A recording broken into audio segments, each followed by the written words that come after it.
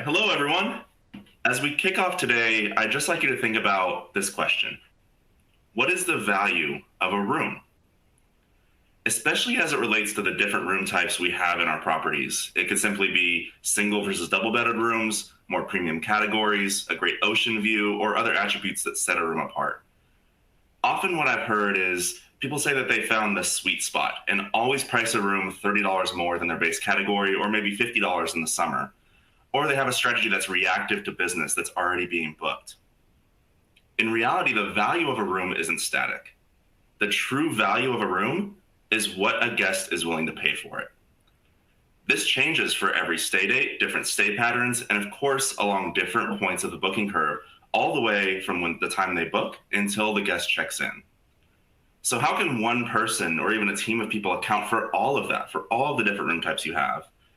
What if you could leverage revenue science and technology to do the heavy lifting and identify the optimal path to better revenue?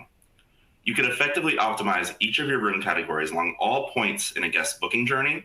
You can reduce reliance on overbooking based room types for free upgrades and enable you to realize the revenue potential of all your different room categories. Today, as we answer these questions, we'll dive into how to merge the science and the art of upselling. While you can have the greatest tools in the world, a skilled artist or revenue leader truly helps supercharge those tools and the technology to its full potential. And so with that, I'd love to introduce our fabulous panel of experts today. And our featured artist or revenue leader is actually from Hard Rock Hotel in New York. And I'll go ahead and let Julie introduce herself. Hi, hello. My name is Julie Kahn, Director of Revenue at the Hard Rock Hotel, New York. I've been doing revenue management for over 15 years, mostly in New York City market. I'm very happy to be here. Hi there. And then also joining us is, Yeah, so I'm Allison. I'm a sales manager at Oaky, and we're an upselling tool helping hotels enhance the guest experience with targeted upselling offers. Of course, helping revenue managers increase revenue as well. I've been in the hospitality industry for quite some time now. I started off many years ago working on hotels at Disney World, so it's a pleasure to join Anthony and Julie here as well. Fantastic. All right. So, Anthony, you've given me some deep thoughts already from the introduction. So I'm constantly already thinking about the value of a room. But I think it's also important to take a moment and look at the current state of affairs. So I've got some data here on the screen shared by STR. And this is just looking at Q1 from this year in different hotel segments. And so there's definitely an interesting picture being painted right now, as we have been in recovery since COVID, but we've also had inflation and increasing costs. So important to also have a look and see where things are at the moment. And, looking at this, you can see some negatives in certain segments. Certainly the economy class hotels are trailing a little bit below where they were last year in Q1. And, the question is why is this? Why are the upscale hotels performing so well, but the economy ones not? And I think this lends to the current state of affairs in the world, but also just some changes in spending habits on guests as well. So, looking at increased costs and inflation, we've seen that not specific to the transport industry, but some of the other industries, we saw electricity costs increasing, but we've also seen things like insurance, transportation. So other areas of life have increased in costs. And so, some demographics are having to kind of change the way that they're spending. And so, there's been surveys for this year to see, who's going to change their spending habits or spend a little bit less. And a large portion have said yes. But in general, we are seeing that, higher spending is coming from the higher demographics, and that lower spending is, of course, being changed by the lower demographics. So that's why the upscale segments are still performing very high. Of course, with those cost pressures, those with lower incomes are adjusting more heavily, traveling during off-peak times, staying at different types of hotels, etc. And of course, those with higher incomes are, spending as normal. So that's why we're kind of seeing that shift, and we're seeing those economy class hotels not performing quite as well as they were last year, for example. And so it definitely paints an interesting picture, depending on your hotel type, and what demographics you're serving. It just means that you have to be even more innovative and creative with the value of your room, right?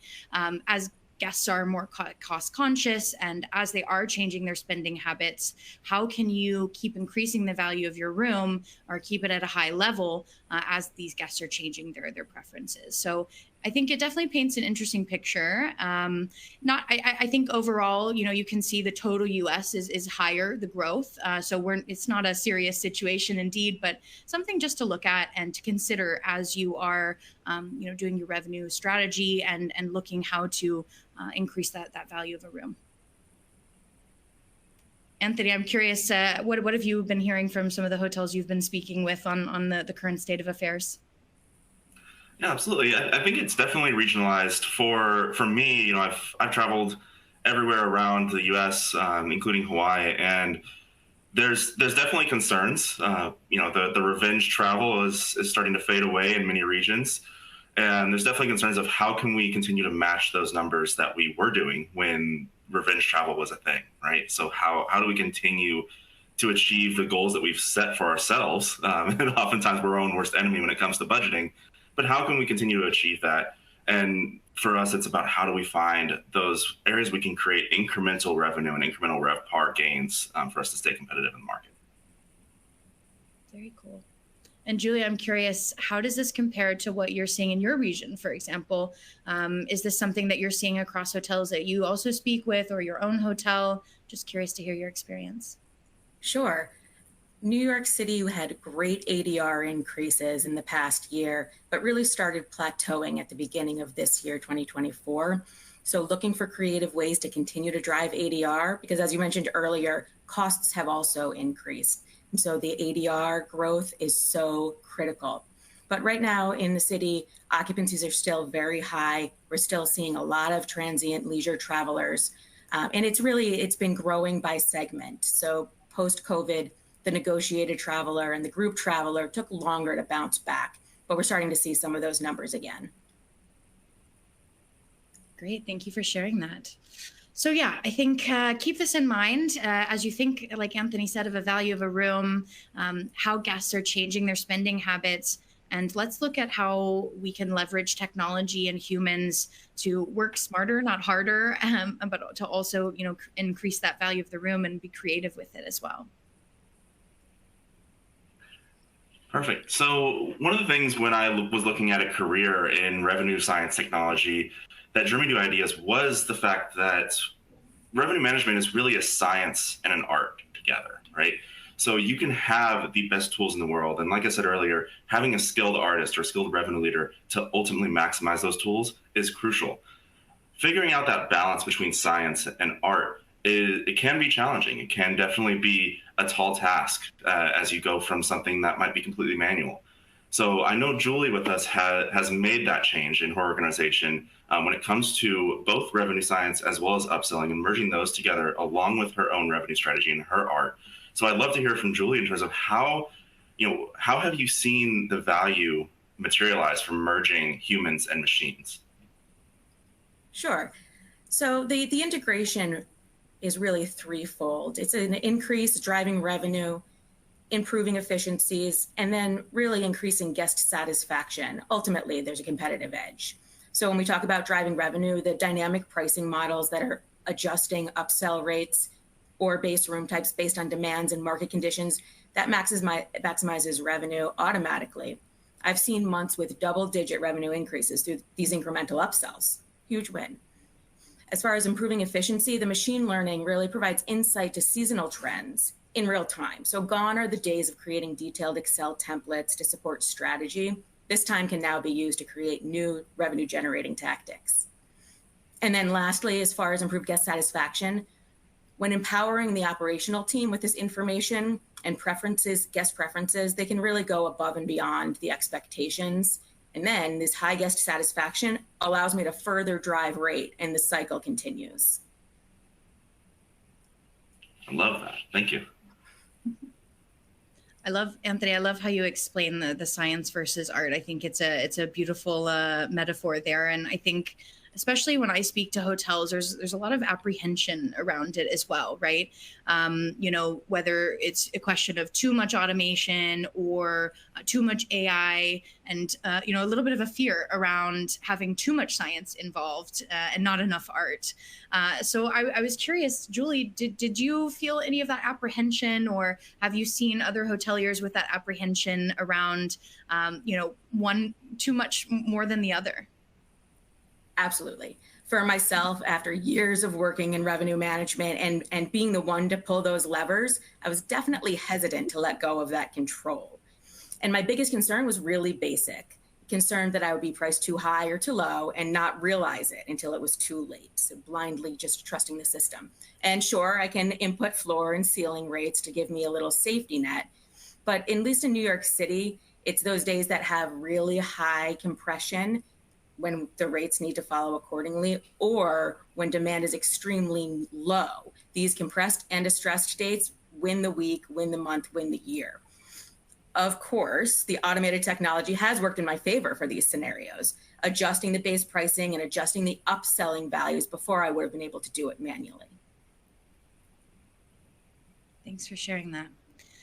I was just at a conference last week, and the keynote speaker was making a comparison between speaking to AI. That's definitely a big topic, right, in our industry. Using ChatGPT to help make our lives a little bit easier as well.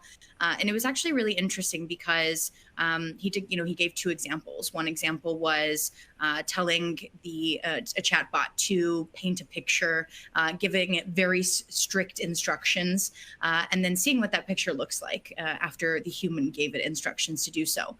And then in the next example, it gave the chatbot a little bit more freedom to actually create its own instructions for a computer to create the image. So it was one kind of human-led instruction and one kind of, bot-led instruction. And it was interesting to see the images that came out. And it was very clear that the instructions by the human created a much nicer image. And so I think that's where we do see that as well, is that it is that balance of us being able to really control and drive it and automating the more easier parts of the process to create beautiful artwork, like Anthony said there as well. So I thought that was a really interesting way of looking at things, and important as we look at AI to know that as humans, we really have to drive that as well. And that's where the science and art work well together, I think. But I think it's also important to look at, how can technology be leveraged better, and in what areas is this really important to drive? Because, as we will talk about in a little bit, the human touch is still a really important element. So, how can we make sure that technology is being leveraged without sacrificing a guest experience, or without sacrificing, your staff and the great enhancement that they give to the guest experience as well. So, I think, Anthony, you have some great insights to share on this side as well. Absolutely. So when it comes to the guest experience, right, and we're looking at how guests react to dynamic pricing, how guests react to being upsold to different room types. When I'm booking a hotel room, oftentimes I'll book the lowest rate, the base rate room type, and then that's what I'll commit to pay at that point. 3 weeks later, maybe it's a week or two before check-in, I get an email saying, hey, you can upgrade to an ocean view and you're going to Honolulu, so that might be something you want to do. And it's priced accordingly to where I'm like, yes, that makes sense. I do want to do that. And I didn't just spend the bulk of my wallet on the room. That was 3 weeks ago. I might have gotten another paycheck since then, things like that.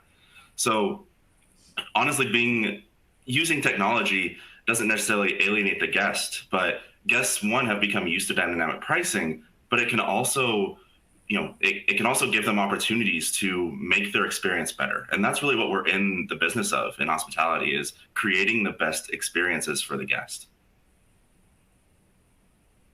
Indeed. And I think, personalization is an important part of that. And this is where I really see, being able to have that personalization in an automated way.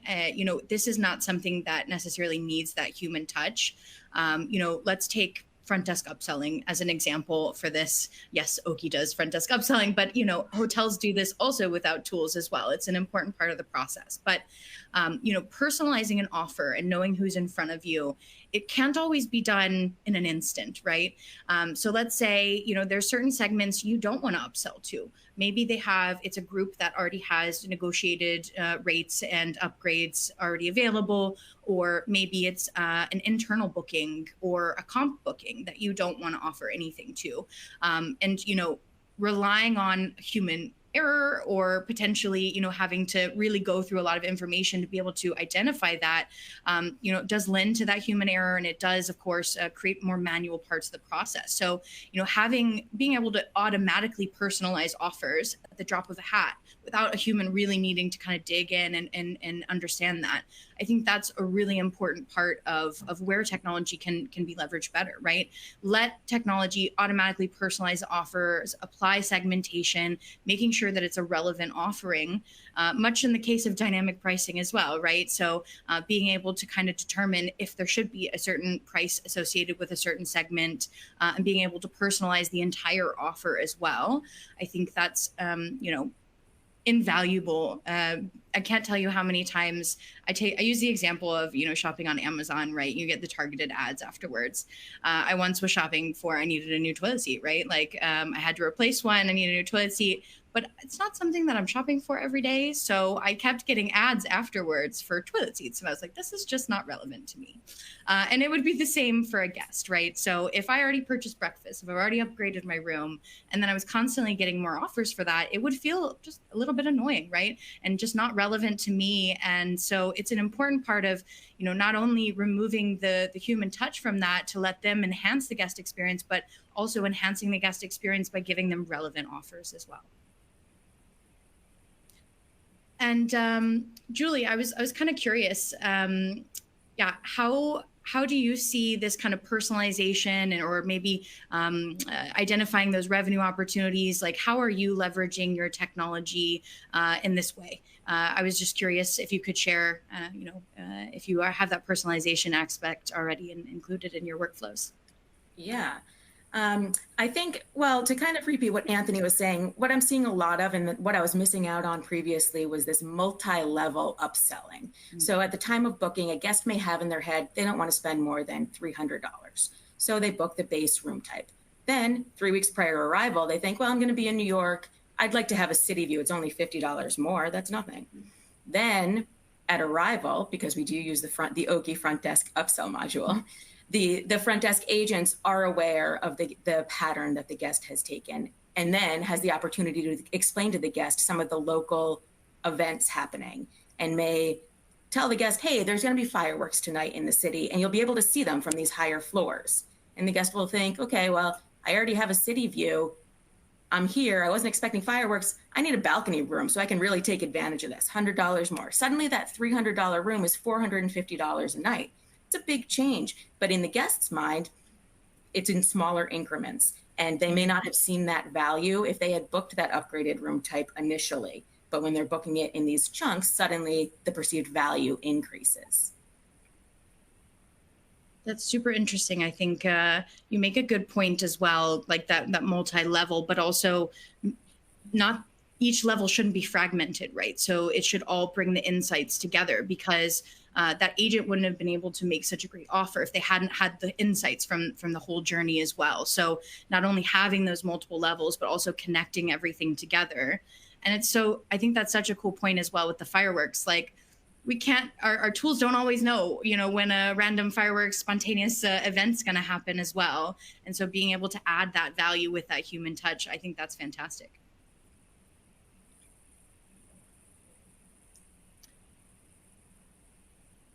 Speaking of human touch, I think, obviously it is such an essential part of the process as well. Anthony, I was curious, what are your insights and the importance of humans in this process? Yeah, I mean, when the human touch comes into play, it really leans into that art of upselling, right? So we've talked about art and science as it relates to how do we develop strategy and how do we develop dynamic pricing. But the human touch and that art of it can also increase the value of your room, right? So is your team equipped well enough when, say, a guest is at the front desk, or your marketing team when they're writing email content to describe the rooms? Are they equipped enough to effectively describe the value of the room to the guest and really why they're getting such a great deal on this balcony room that might have fireworks views, or why they're getting a great view in Honolulu to the ocean? So the human touch is essential in not only increasing the value of the room, but also just creating the best guest experience you possibly can, right? So guests like to know what they're getting, right? We like to set expectations and have our perceptions exceed those expectations in hospitality. So how can we ultimately leverage our teams and better equip our teams and educate our teams to really message the value of each of our individual rooms, right? It may just be a higher floor, but in the guest's mind, that can make all the difference on a once in a lifetime trip that they just took. So I think the human touch is exceptionally essential. And I'd love to hear from Julie as well in terms of how you're leveraging that human touch to increase the value of the room, or to message the value of the room effectively. I think it's really important to empower the operational team to really make the magic happen, because the system can, of course, identify the opportunities and trends, but the front desk agents and the operation are really good at creating the memorable experience. Even a guest that checks in that has already committed to an upgrade pre-arrival, the front desk agent can highlight that they did that, highlight the benefits of that upgraded room type, and really make the guest feel like they made the right choice. Alternatively, if the guest hadn't booked an upgrade prior to arrival, it's an opportunity for the agent to speak about the value of the upgraded room with enthusiasm and read the cues from the guest and react accordingly. And that might be a bit more persuasive than a system-generated upsell prompt. I do love that, being able to enhance that experience and also like validate their upsell, right? Like that is almost a validation when they check in, like, oh yes, I did make a good choice there. And I love to be validated, honestly. Like when it's like people are like, yeah, you did a great job. Like, yes, okay, yeah, I know I did. So I think as humans, we definitely crave that as well. And I think it's really important to also look at the tone of voice, the way that an agent carries themselves. It makes such a difference in the process. We spoke earlier about how there are some demographics that are a lot more price conscious now. And so, with a static pre-arrival email, or even with dynamic pricing, they might be very conscious of that price than when they got it 3 weeks before arriving. But, as they've arrived, they're in the excitement of the moment. And that agent maybe has a little bit more power to negotiate that price, and with the tone of voice and with the just the personality of an agent, it can really make or break that upsell as well, and increasing that value of the room even tenfold.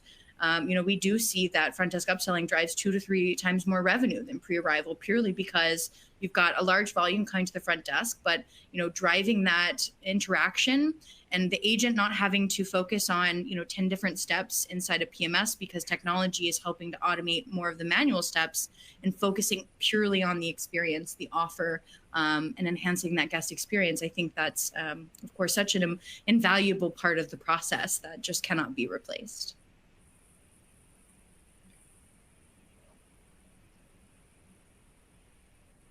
All right, we've spoken a lot about technology, how hotels are automating, and where the human touch, ends up in the process as well. So, Julie, I'm curious to hear a little bit more from you. What were some of the concerns about adopting more automation in the hotel? I know we kind of looked at revenue science and dynamic pricing earlier, but I'm just curious what the overall feeling across the teams are with the levels of automation. So I definitely was hesitant initially to let a system make pricing decisions for me, but what I was missing out on was far greater. So the more the price sensitive guest I was missing out on. When I offered static upgrade values, $50 for the next room type, there are plenty of guests that don't see a value in $50, but would pay $20. And I was missing out on that guest. And in times when I'm oversold on my standard room type because of a group or because of whatever the strategy may be, $20 is a huge win. It's not 50, but it's more than zero. I was missing out on all of that. And that really adds up. Also, there's a ton of room to be creative. So working with my marketing team, because as a revenue person, I'm not the most creative, but we rolled out a surprise upgrade offer, only sent out to guests that book the standard room type saying, hey, for $50 more, you'll get an upgraded room type. It could be a larger king room, or it could be a 1-bedroom suite. Here are some pictures. And that creates some kind of excitement. And shockingly, it's been one of our more successful offerings. And then, of course, the front desk has to reiterate what the guest is getting, what they booked versus what they're actually staying in, to really solidify the value in that. That's awesome. I love that surprise. You never know what you're going to get, right? But that just knowing that you might get something a little bit better is already enough for some of those more price conscious guests. That's super nice. And out of curiosity, how has all of this, helped you gain a better understanding of the true values of your room? So, as you're looking at the missings of the price conscious guest, et cetera, how has this helped you to better understand that? It's definitely, as mentioned earlier, it changes throughout the booking process. So the value is more than just the initial price point, much more, in fact. It's really a dynamic combination of all of these factors, and ultimately it rests on the guest to decide that. But as we talked through, the value at the time of booking is much different than that pre-arrival, and then again at the point of check-in. And so maximizing all of that can really benefit and see incremental growth over and over again, which really adds to my overall revenue and increases my rate for rooms that I've already booked. So it's not just driving volume now, it's really maximizing what I already have. Thank you for sharing that. I think, it's a very good point, of course, that value is changing depending on where in the journey we are, right?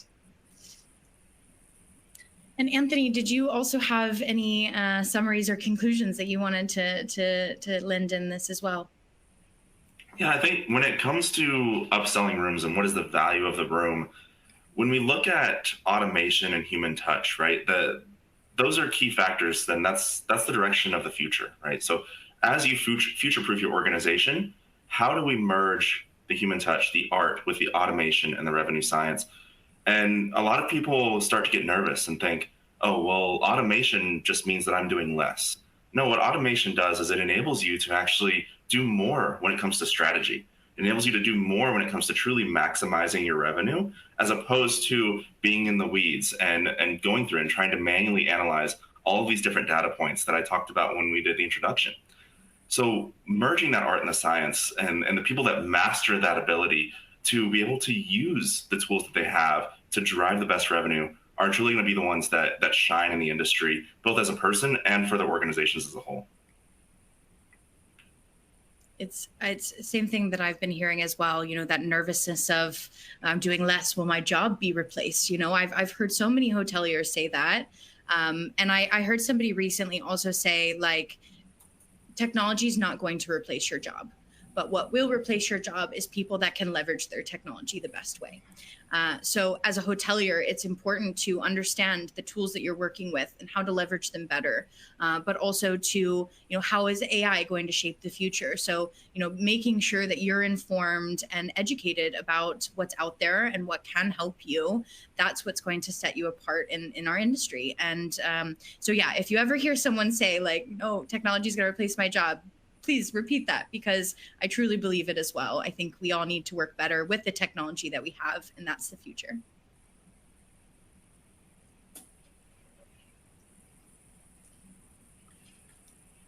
Perfect. Right. Well, thank you all for joining us today. We absolutely loved, getting to talk to you and with you about upselling and technology, the human touch, the science, the art.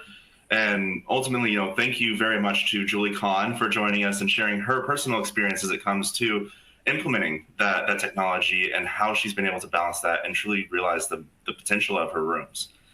So Allison, Julie, thank you both. And we're looking forward to answering any questions that came in We weren't able to get to them today, but we'll be sure to reach back out to you. Thanks, everyone. Thank you.